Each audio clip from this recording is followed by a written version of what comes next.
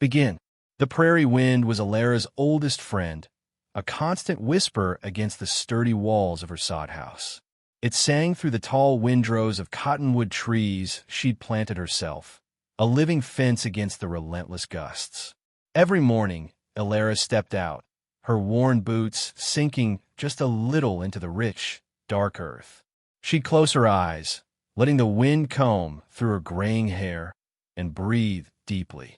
The smell of the soil was her favorite perfume, a deep, earthy scent that spoke of life and growth, of rain and sunshine, of all the good things the land could offer. Her sod house, built brick by careful brick from the very earth beneath her feet, was more than just a home. It was a part of the prairie itself.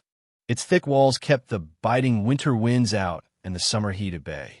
From her small, deep-set window, she could see for miles, the vast prairie sky stretching out like a blue blanket, dotted with fluffy white clouds. Sometimes she'd watch the hawks circle high above, their keen eyes searching the endless expanse. Alara wasn't just living on the land, she was a part of it. She understood its moods, its needs, its promises. She knew the secret language of the rustling grasses and the hum of the busy bees. Her hands, calloused and strong, had worked this soil for decades, coaxing life from it, nurturing every seed and sprout. She remembered the feel of freshly turned earth, cool and crumbly, sifting through her fingers. And she loved the quiet joy of planting, the small, hard seeds dropping into the dark soil, holding the promise of food and life for another year. This land was her heart, and she was its steadfast guardian. End. Begin. Alara's connection to the land wasn't just about the present harvest. It was about the future, too. Each autumn, after the fields had given up their bounty, she began her most important task. She would carefully select the best of the best, the plumpest corn kernels, the hardiest bean seeds, the tiniest, most vibrant tomato seeds. These weren't just any seeds. They were heirlooms, passed down through generations, each one a tiny piece of her family's history and a promise for tomorrow. She'd spend hours at her rough-hewn kitchen table, her spectacles perched on her nose, sifting through piles of dried pods and husks. Her fingers, nimble despite their age, would separate the wheat from the chaff, gently rubbing the seeds between her thumb and forefinger to feel their texture. Some were smooth and round, like little polished stones. Others were wrinkled and intricate, each crease a miniature map. She'd hum a quiet tune as she worked, a song as old as the seeds themselves. Once sorted, these precious seeds weren't stored in a simple sack. No, Alara had a special place for them. She'd retrieve a sturdy tin chest, the kind once used for storing dry goods, now cleaned and polished until it gleamed. Inside, she'd arrange small cloth bags, each labeled with neat, looping script: corn Sweet Mountain, beans Scarlet Runner, squash Golden Nugget. She'd place them inside the chest with reverence, like a mother tucking her children into bed. Then, under the cover of dusk, Alara would carry the heavy chest out to a secret spot near the oldest cottonwood tree. She'd dig deep, deeper than a man would normally dig for treasure, until the hole was just right. With a soft grunt, she'd lower the tin chest into its earthy cradle. As she covered it with soil, patting it firm, she knew it was safe. It was her secret treasure, buried deep in the heart of the land, waiting for the day it might be truly needed. End. Begin. Years passed, marked by successful harvests and the steady rhythm of prairie life. But one sweltering summer afternoon, a different kind of shadow fell across the valley. It started as a faint buzz on the horizon, a sound like a distant, angry beehive. Alara, out tending her small kitchen garden, felt a prickle of unease. She looked up, shading her eyes with a weathered hand. The sound grew louder, a roaring hum that vibrated through the very ground. The sky, usually a brilliant blue, began to darken, not with storm clouds, but with something else entirely. It was a shifting, living mass, a dark blanket unfurling across the heavens. Alara's heart sank. She knew what this was, a fear whispered in old tales. Locusts. Within minutes, the swarm was upon them.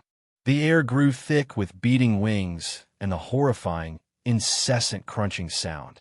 Millions upon millions of insects, a biblical plague, descended from the sky. They landed on everything: the rich green corn stalks, the leafy bean plants, the tender shoots of young wheat. They covered the sod house, turning its earthen walls into a crawling, brownish-green tapestry. The sun, once bright and warm, was now completely blotted out, casting the valley into a strange, twilight gloom. The noise was deafening, a monstrous symphony of destruction. Alara watched, helpless, as her vibrant fields, the very lifeblood of the community, vanished before her eyes. The locusts ate with a terrible hunger, stripping leaves from branches, devouring stalks down to bare nubs. Where there had been lush greenery, now there was only barren earth, chewed and gnawed. The sweet smell of growing things was replaced by the dry, dusty scent of ruin. By sunset, the swarm moved on, leaving behind a silence more chilling than any roar. The valley was a desolate wasteland, its promise stolen, its future uncertain. End. Begin. The days that followed the locust plague were heavy with a silence far more crushing than the roar of the insects. It was the silence of despair. The valley folk, usually a bustling, hopeful people, moved like ghosts through the ruined fields. Their shoulders slumped, their eyes hollow. They stared at the barren earth that had once promised so much. The vibrant green of summer had been replaced by a dusty, brown desolation. Whispers of "what now?" and "it's all gone" hung in the air, heavier than any storm cloud. Children, usually full of boisterous laughter, huddled close to their parents, their small faces mirroring the adults' fear. The familiar scent of growing crops, of damp earth and blooming flowers, was gone, replaced by a dry, bitter dust that seemed to settle not just on the land, but on their very souls. Neighbors who had always greeted each other with a hearty wave now avoided eye contact, each lost in their own gnawing dread. The communal spirit that had always bound them together seemed to fray at the edges. How could they plant again when there was nothing left to plant? The stored food wouldn't last through the winter, not with nothing coming in. Starvation, a word whispered only in nightmares, began to feel like a cold, hard truth. The wind, Alara's old friend, now seemed to mock them, whistling mournfully through the stripped branches of the cottonwoods. It carried not the scent of life, but the dry, empty smell of dust and defeat. Hope, that fragile, precious thing, withered under the harsh glare of the sun on the naked earth. The valley, once vibrant with life, now felt like a vast, empty tomb, its people adrift in a sea of hopelessness. End. Begin. The despair in the valley was a heavy blanket, suffocating and cold. But Alara, though her heart ached for her people, held a flicker of warmth deep inside. As she watched the hollow eyes and slumped shoulders of her neighbors, a memory stirred. Not a memory of the past week's destruction, but of years gone by, of careful hands sorting tiny promises, of a sturdy tin chest sinking into the dark earth. Her foresight, one evening, as the last sliver of sun dipped below the horizon, painting the desolate sky in shades of bruised purple and orange, Alara quietly slipped out of her sod house. She carried a shovel, its metal glinting faintly in the fading light. The wind still whispered mournfully through the barren land, but tonight, Alara heard a different tune, a call to action. She walked purposefully towards the oldest cottonwood tree, its stripped branches clawing at the sky like skeletal fingers. Her steps were firm, guided by years of intimate knowledge of her land. She remembered the exact spot, the precise feel of the earth under her feet when she'd buried her secret. With a determined grunt, she plunged the shovel into the dry soil. The digging was hard work. The earth, usually yielding, felt packed and stubborn, as if clinging to its last secrets. But Alara didn't stop. Dirt clung to her hands, gritty and dry, but she pushed on, her mind fixed on the treasure beneath. Finally, with a soft thud, the shovel hit something solid. A metal clang echoed in the stillness. With renewed vigor, she scraped away the last of the soil. There it was, the tin chest, just as she had left it, undisturbed by the chaos above ground. Its metal was cool and damp from its long sleep, but otherwise unharmed. She brushed away the clinging dirt, her heart quickening with a quiet triumph.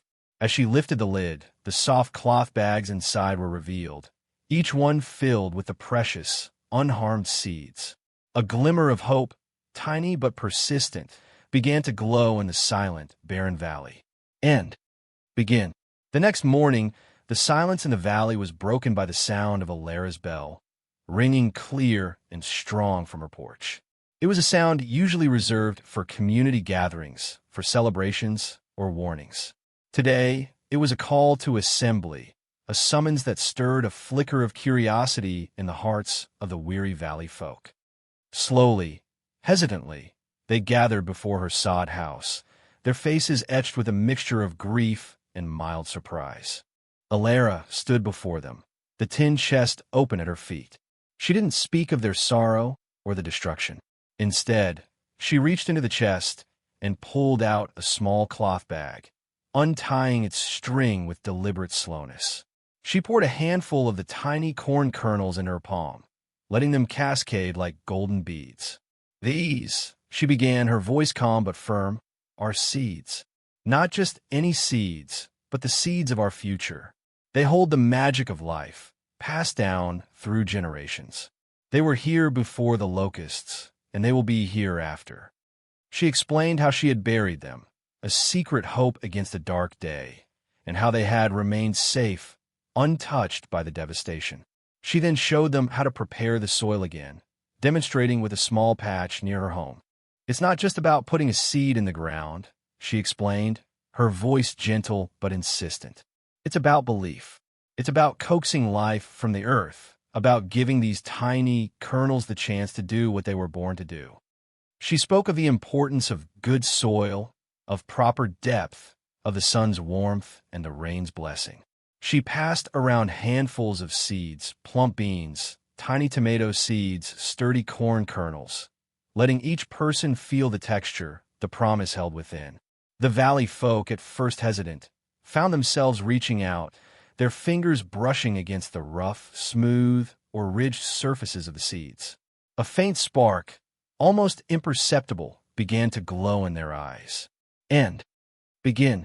The faint spark Alara ignited quickly caught fire. The valley folk, who had felt so alone in their sorrow, now found a shared purpose. The next morning, before the sun had fully risen, the valley was alive with a different kind of sound than the locusts crunching. It was the rhythmic thud of hoes hitting dry earth, the low murmur of voices planning and directing, the creak of wagon wheels carrying water. Men, women, and even the older children worked side by side. Strong hands that had felt useless for days now tilled the soil, breaking up the hard, sun-baked ground that the locusts had left behind. They worked with a quiet determination, sweat beading on their brows, but a new light in their eyes. The air filled with the familiar, comforting scent of disturbed earth, a smell that had been sorely missed. Alara moved among them, a silent guide, offering words of encouragement or a gentle correction. She showed them how to make furrows, how deep to plant each type of seed, how much space to leave between rows. Her knowledge, built over a lifetime, became their shared resource. The precious seeds, carefully distributed, were placed into the ground with a reverence that was almost prayerful. Each tiny kernel was a silent promise, a gamble against despair. Water, always a precious commodity on the prairie, became even more so.